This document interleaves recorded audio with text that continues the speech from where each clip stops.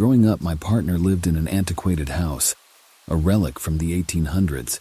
Throughout his childhood, a persistent unease haunted him whenever he neared the coal cellar, an ominous compact space nestled off the furnace room.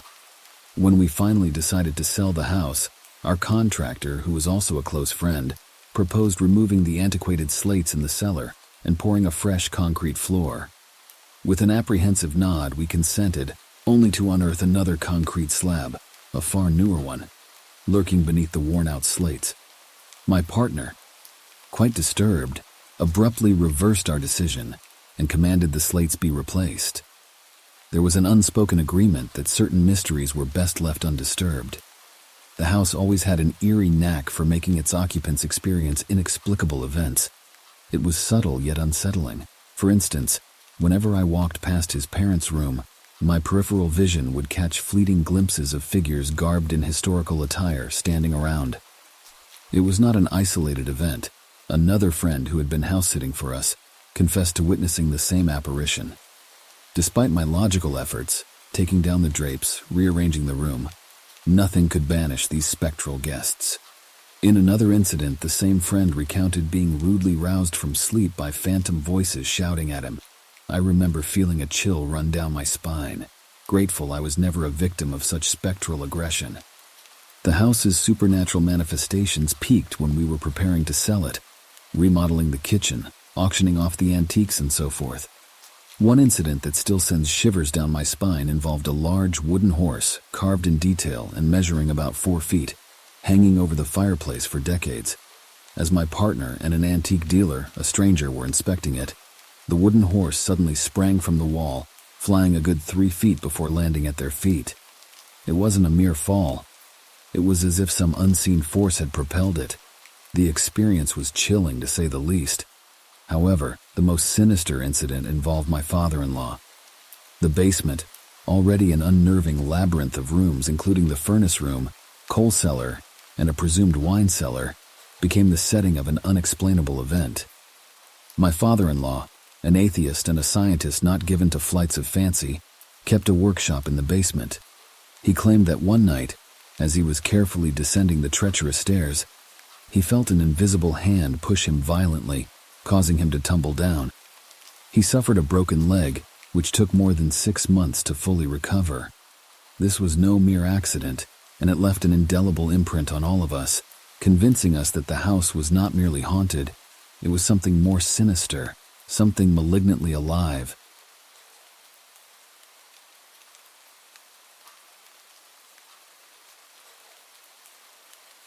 Never been one to get shook up by spectral tales, but I'll tell you, standing in front of that godforsaken shack in the heartland of nowhere, I could feel the marrow in my bones turning cold.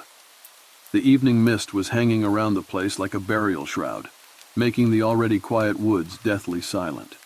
Shuffling towards the house, my shoes mashing fallen leaves into the earth, the world seemed mute, but for that solitary crunch, crunch, crunch. The porch boards groaned in protest as I set foot on them, sounding like the house itself was crying out in warning. The door on its rusty hinges screeched open, its echo piercing the stillness within. "Hello?" My voice bounced off the musty, peeling wallpaper. I got zilch in return. As I dared deeper into the shadowy labyrinth, the door slammed shut with a bang, a rush of icy wind snaking down my spine.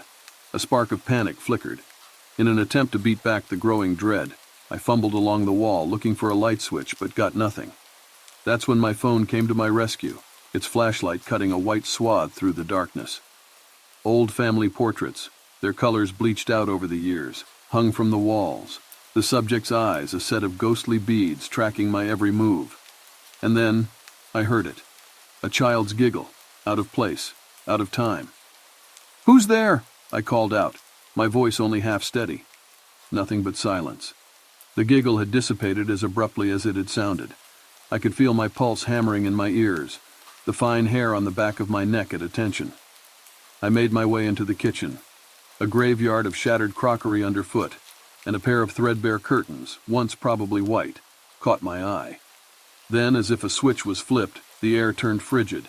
My breath puffed out in visible clouds. The back of my neck prickled as if I was being watched. I whirled around, empty. But then I spotted it, the cellar door. I shouldn't, should I? A morbid curiosity won out over my sanity. I descended into the belly of the house, the wood steps straining under me. The cellar was dank, the smell of mildew and neglect potent. I panned my flashlight around, and its beam danced over the dusty faces of old wine bottles, forgotten tools, and an oddly out-of-place pair of tiny worn-out shoes. A sudden gush of wind whooshed past, taking with it the light of my flashlight. It was pitch black. "Come play with me." A voice, a child's whisper, slid over me like ice. My heart thundered in my chest. My fingers fumbled over the screen of my phone, desperation creeping into my veins. The flashlight sputtered back to life. The room was as I had left it, but for one thing. A shabby rocking horse was swaying on its own. I bolted up the stairs, the cackling laughter of the invisible specter hot on my heels. I made a beeline for the exit. It wouldn't give. I was a rat in a trap. "Let me out," I hollered, my fists banging against the wooden barrier. The house fell deathly quiet. I turned around and nearly dropped my phone. A specter of a girl, glowing in the shadows, was standing smack in the middle of the room. Her hollow eyes met mine. "You're my new playmate, aren't you?" she said, her voice bouncing off the corners of the room. With a terrified yell, I hurled myself at the door. It burst open and I tumbled out, my heart galloping in my chest. The haunted house stood dark and silent, an ominous sentinel in the moonlit night. Driving away, I stole one last glance at the house through my rearview mirror. The silhouette of the girl could still be seen, her ghostly face pressed against the top window, a chilling reminder that my visit would never be forgotten.